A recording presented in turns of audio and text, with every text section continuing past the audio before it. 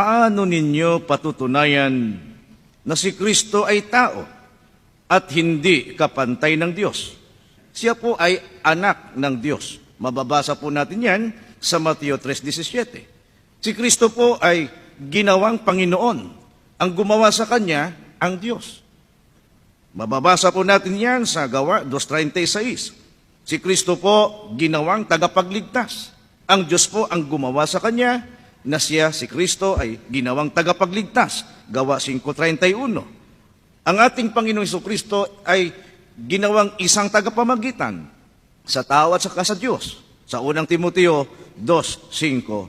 At ang ating Panginoong Jesucristo inilagay sa ibabaw ng lahat ng nilalang. Ang Diyos mong naglagay sa Kanya, ang tunay na Diyos. Efeso 1:20-22. At ang ating Panginoong Jesucristo pinadakilan ng tunay na Diyos at ang Diyos mismo ang may utos na si Kristo ay dapat ding sambahin. Hindi sa isa lang po ni kapatid na Joel yon, dahil po sa yung iba po na nakabalita ang pagkakilala namin sa likas na kalagayan ng Panginoong Kristo ay tao at hindi Diyos.